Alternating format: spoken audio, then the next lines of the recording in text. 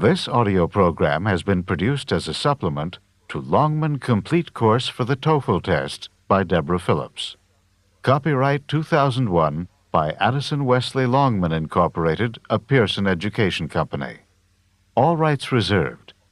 The use of this audio program for the purpose of copying, transforming, or adapting in any manner, in whole or in part, is strictly prohibited without prior consent of Pearson Education.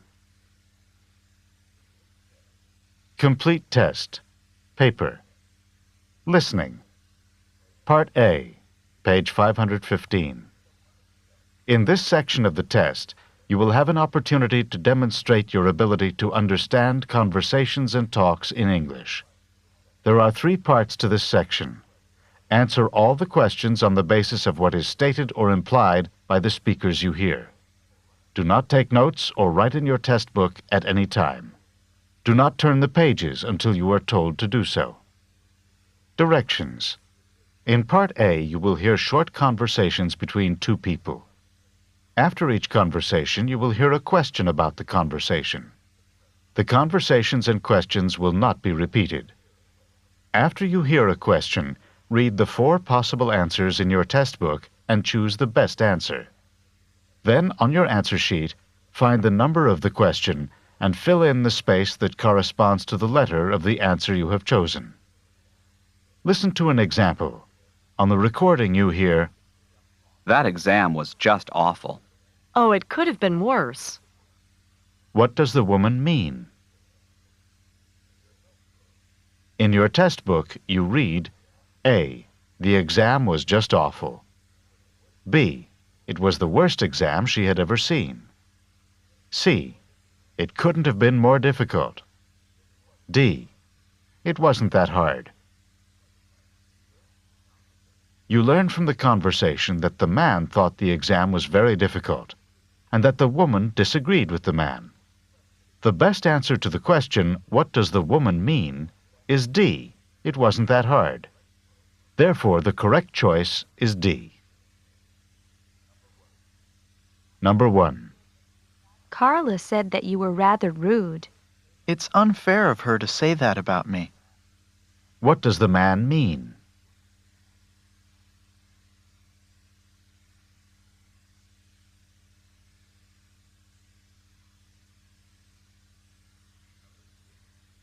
Number 2. I don't think this painting is very good. It's better than the first one, isn't it? What does the woman say about the painting?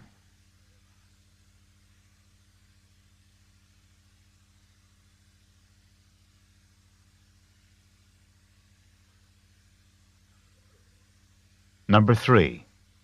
Your graduation ceremony is this afternoon. I can't believe it. I've graduated at last. What does the man mean?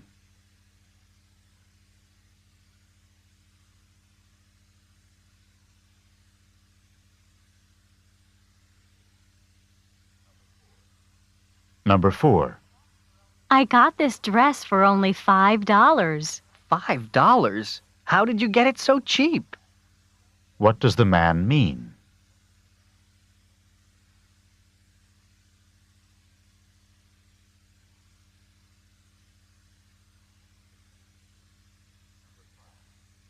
Number 5. I just got my 3rd parking ticket this week. Why don't you try putting more money in the parking meter when you park your car?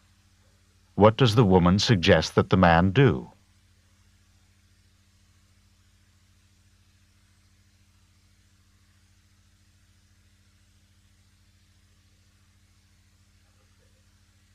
Number 6. Were you able to get hold of the book that you wanted? I couldn't. At the bookstore, they told me that it wasn't available yet.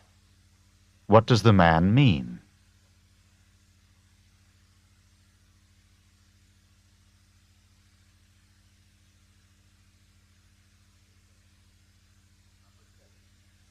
Number 7. Professor Mitchell's lecture certainly went on for quite some time. I thought he was never going to finish. What does the man imply about the lecture?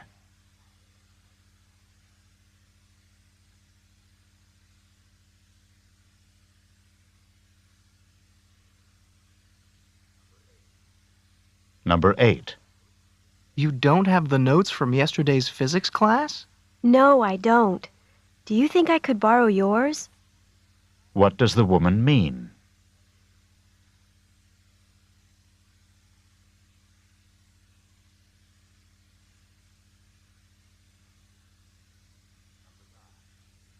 Number 9. You said that you wanted to go shopping this afternoon. What do you want to get? I think I'd like to get my dad a new wallet for his birthday. What does the woman mean?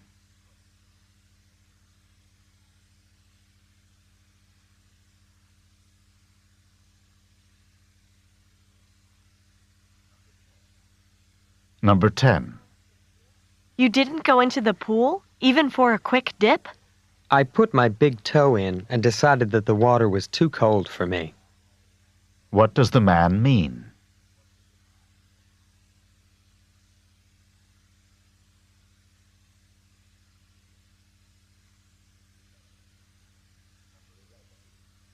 Number 11. Do you know where your sweater is? I think I left it at my sister's house, but I'm not sure. What does the woman mean?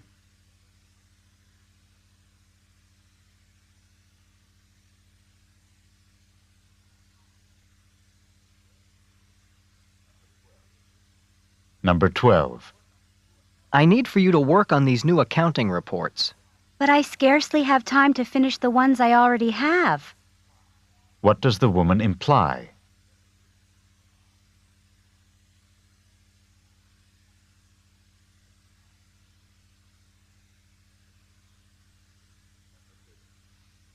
Number 13.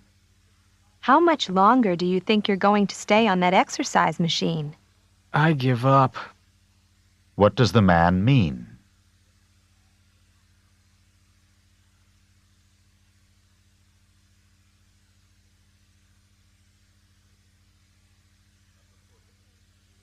Number 14. Look at those waves coming in. They're as huge as I've ever seen them. You can say that again. What does the man mean?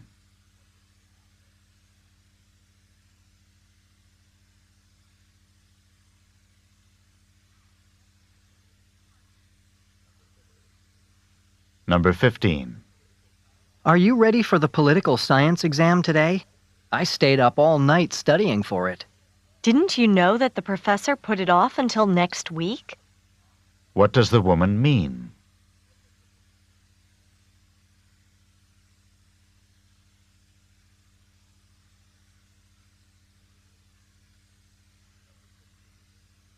Number 16. I haven't turned in my schedule change form yet. Do you think that's a problem? You haven't turned it in yet? It's absolutely essential that you turn the form in immediately. What does the man mean?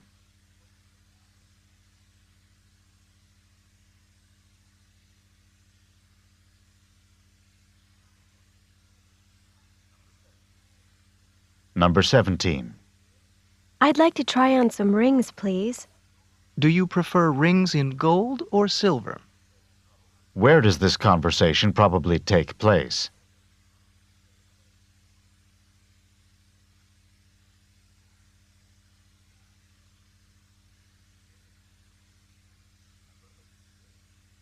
Number 18.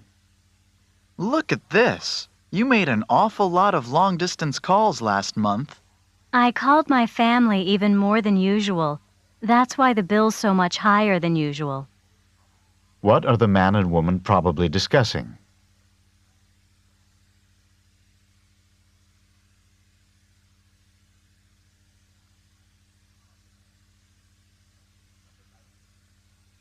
Number 19. What do you think of your new boss? I couldn't be more impressed with him. What does the woman mean?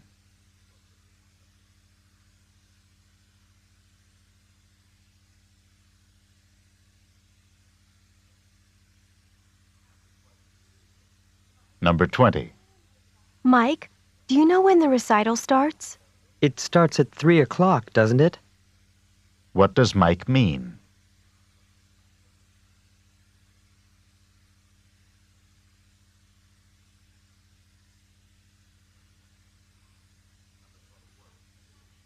Number 21.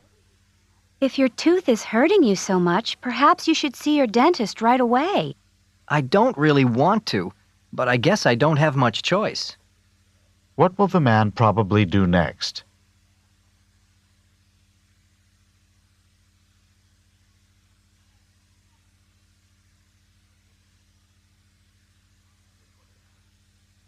Number 22.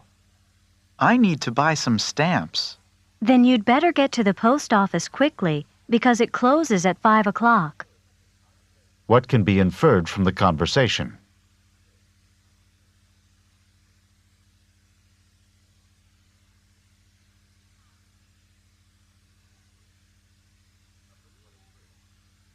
Number 23. Do you know how I can find the journal article that we're supposed to read for class tomorrow? The professor copied it and put it on reserve in the library. What does the man mean?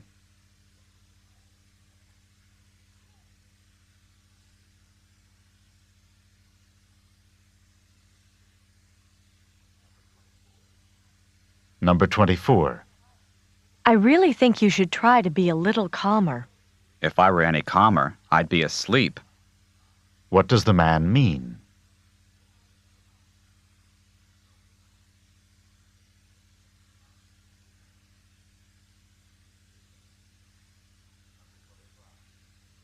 Number 25. I don't think that news report can possibly be true. Neither do I. What does the woman mean?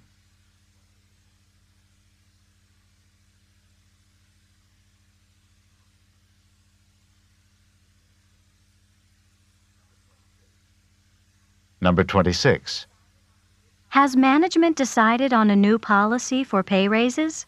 It's still up in the air. I think it'll be discussed again at the meeting next Friday. What does the man mean?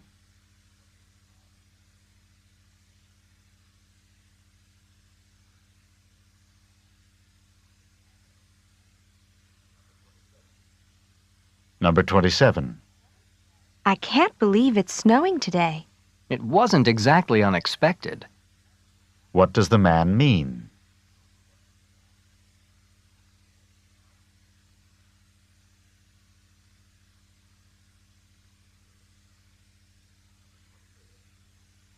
Number 28.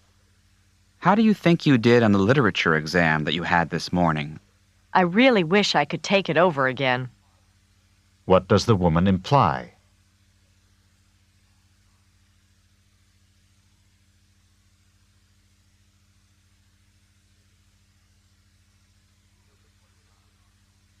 Number 29. You didn't have to wait outside.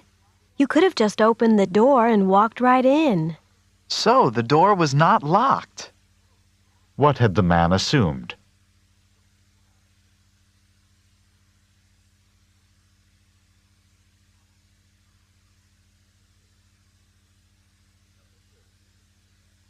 Number 30.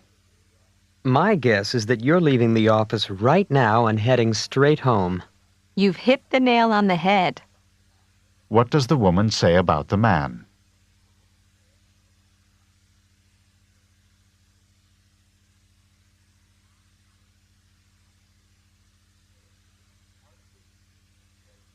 Part B, page 518. Directions. In this part of the test, you will hear longer conversations. After each conversation, you will hear several questions. The conversations and questions will not be repeated. After you hear a question, read the 4 possible answers in your test book and choose the best answer. Then, on your answer sheet, find the number of the question and fill in the space that corresponds to the letter of the answer you have chosen. Remember, you are not allowed to take notes or write in your test book. Questions 31 through 34. Listen as a man and woman discuss a haircut. Hi, Bob. Your hair looks nice. It's a bit shorter than usual, isn't it? A bit shorter? I don't think so. It's a lot shorter. When I look in the mirror, I don't even know who's looking back at me. So you got your hair cut, but you didn't get the haircut that you wanted. This is not even close to the haircut that I wanted. I asked to have my hair trimmed just a little bit, and the hairstylist really went to town. When I looked down at the floor, there were piles of hair, my hair, on the floor. I couldn't believe it. Well, what did you say to the hairstylist? What could I say? The hair was already cut off. I couldn't exactly say, "Please put it back on," although that's exactly what I did want to say. Well, at least your hair will grow back soon. That's what everyone's saying to me. It'll grow back, it'll grow back. But it won't grow fast enough to make me happy. Maybe after you get used to it, you'll like it a bit more. Number 31. What seems to be true about Bob's haircut?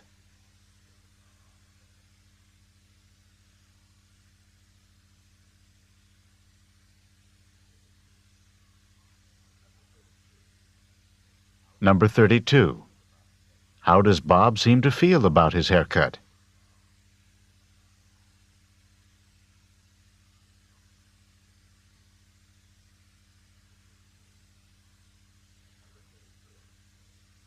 Number 33.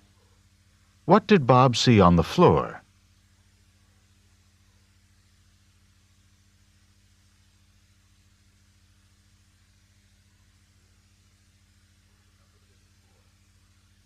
Number 34. What do people keep saying to Bob?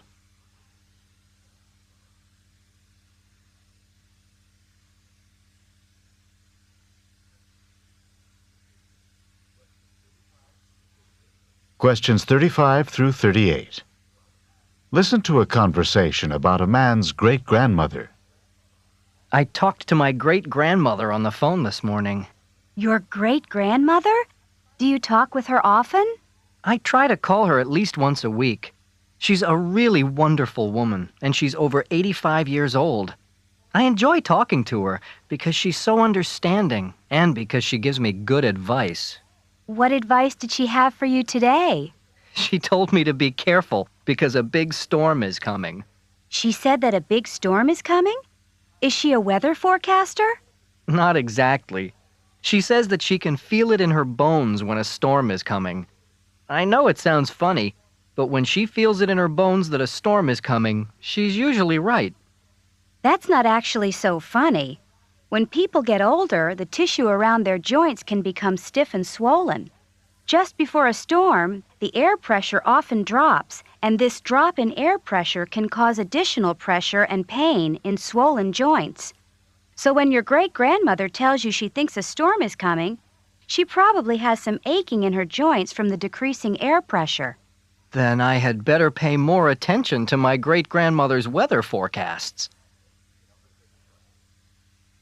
Number 35. How often does the man usually talk to his great-grandmother?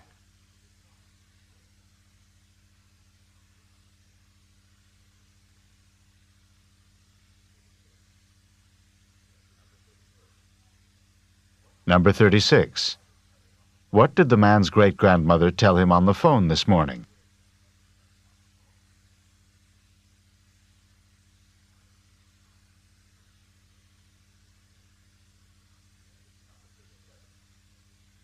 Number 37. Where does the man's great-grandmother say that she feels a storm coming?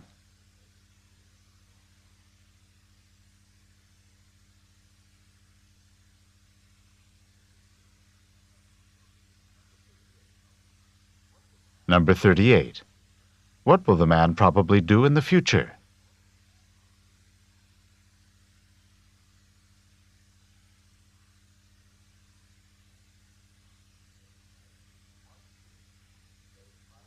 Part C, page 519. Directions. In this part of the test, you will hear several talks. After each talk, you will hear some questions. The talks and questions will not be repeated.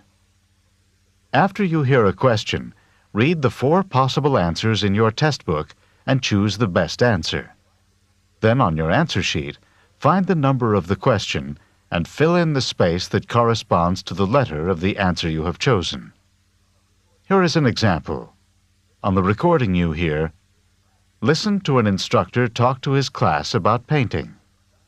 Artist Grant Wood was a guiding force in the school of painting known as American Regionalist, a style reflecting the distinctive characteristics of art from rural areas of the United States. Wood began drawing animals on the family farm at the age of 3, and when he was 38, one of his paintings received a remarkable amount of public notice and acclaim. This painting, called American Gothic, is a starkly simple depiction of a serious couple staring directly out at the viewer. Now listen to a sample question. What style of painting is known as American Regionalist? In your test book, you read A. Art from America's inner cities. B. Art from the central region of the United States. C. Art from various urban areas in the United States. D. Art from rural sections of America. The best answer to the question, what style of painting is known as American Regionalist, is D. Art from rural sections of America. Therefore, the correct choice is D. Now listen to another sample question. What is the name of Wood's most successful painting? In your test book, you read A. American Regionalist. B. The Family Farm in Iowa. C. American Gothic. D. A Serious Couple. The best answer to the question, what is the name of Wood's most successful painting, is C. American Gothic. Therefore, the correct choice is C. Remember, you are not allowed to take notes or write in your test book. Questions 39 through 42. Listen to a talk by a tour guide in the Everglades National Park. Today we're going to be taking a tram tour through part of the Everglades National Park. Quite probably, we'll be seeing a number of crocodiles sunning themselves by the side of the water or poking their heads up through the water. Needless to say, we will not be getting off the tram at any time until we leave the area because of the danger posed by the crocodiles. By the way, you've probably heard of the expression, crying crocodile tears. It is common to say that someone is crying crocodile tears when he or she is pretending to be sad or full of regret. Crocodiles always appear to have tears in their eyes, but they are not crying because of sadness or even pretended sadness. Instead, a crocodile uses its tear ducts to get rid of extra salt from its body. A crocodile does not sweat the same way that humans do, and must get rid of extra salt through tears. So, if you see a crying crocodile, do not think that it's feeling sad. It is basically sweating through its eyes. Look, over there, on the right. There are 2 large crocodiles on the water's edge, right next to the fallen trees. You can get out your cameras and take pictures from here on the tram, but no, you cannot get off the tram to get any closer. Number 39. Where does this talk take place?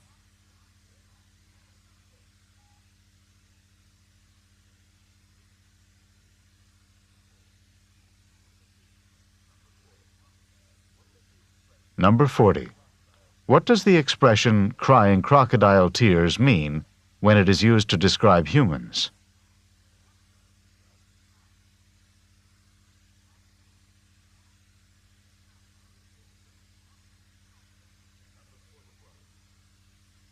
Number 41. Why do crocodiles have tears in their eyes?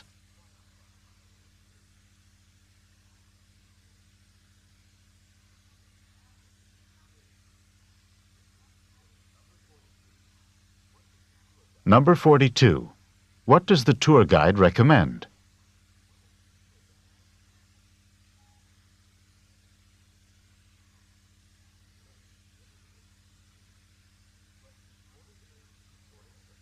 Questions 43 through 46. Listen to the following lecture by a university professor. Please take your seats now, because I would like to begin today's lecture. Today, we will be discussing one of the more elegant and distinct forms of 19th century transportation, the clipper ship. Clipper ships of the 19th century were the graceful, multi-sailed, ocean-going vessels that were designed for maximum speed. They were given the name clipper ship in reference to the fact that they clipped along at such a fast rate of speed. Clipper ships were constructed with a large number of sails in order to maximize their speed. They often had 6 to 8 sails on each of the masts, and ships commonly had 3 and perhaps 4 masts. The speeds that they achieved were unbelievably fast for the era. Clipper ships could, for example, accomplish the amazing feat of traveling from New York to San Francisco in less than 100 days. Clipper ships first came into use in the United States in the 1840s. They were originally intended to make the trip from New York around the tip of South America and on to China in order to transport tea to the United States. Once gold was discovered in California in 1848, clipper ships were immediately put into use to carry large numbers of gold prospectors and large amounts of mining supplies from the East Coast to California. With the success of the American clipper ships, the British began their own fleet of clipper ships to transport goods from the far reaches of the British Empire. That's all for today's class. Don't forget that there's a written assignment due on Friday. Number 43. In which course would this lecture most probably be given?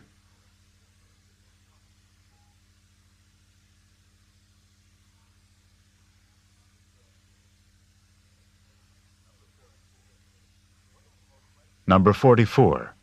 What is the most likely meaning of the expression to clip along?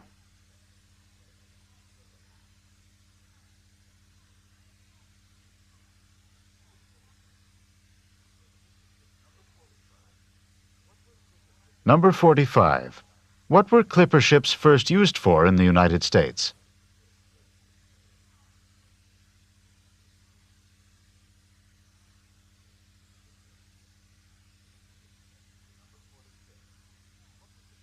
Number 46. What does the professor remind the students about?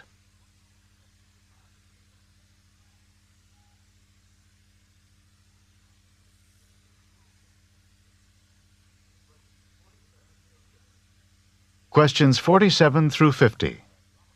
Listen to the following talk by a drama coach to a group of actors. I know that some of you are feeling more than a little nervous about tonight's performance, and I want you to understand that this is quite a natural feeling. You are going to be on stage in front of a lot of people tonight, and it's normal to be experiencing some nerves. I would like to help you to understand these feelings and not to let them interfere with your performance. What you are experiencing is called stage fright. Stage fright is the fear that develops before you give a performance in front of an audience. Stage fright is not just experienced by actors and actresses. It can also be experienced by musicians, athletes, teachers, anyone who performs in front of a group of people. It occurs before a performance when a performer is concerned about looking foolish in front of others. Just before tonight's performance, if you are feeling a bit tense, if your knees are shaking, if your stomach has butterflies in it, and if you are thinking about how bad your performance could be, then you have a major case of stage fright. To control stage fright, you can work to control both the physical reactions and the negative thoughts. To combat the physical reactions, you can try techniques such as deep breathing, muscle relaxation, or even just laughing to relieve some of the pressure.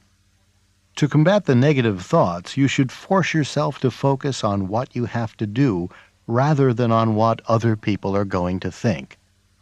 That's all I have to say for now. I'll see you back here at 6 o'clock because the performance starts at 8 o'clock.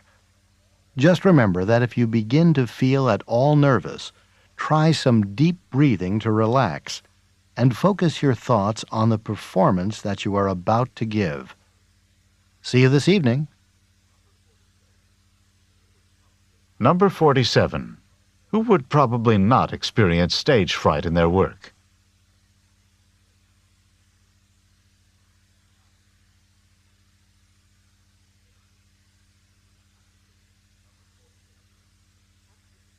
Number 48. What physical reaction might someone who is experiencing stage fright commonly have?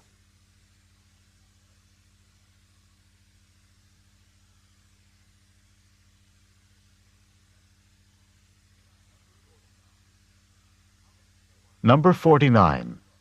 How can someone combat the negative thoughts associated with stage fright?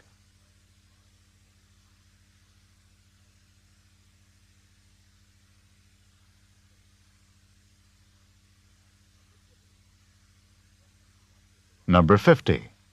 When should the actors arrive at the theater?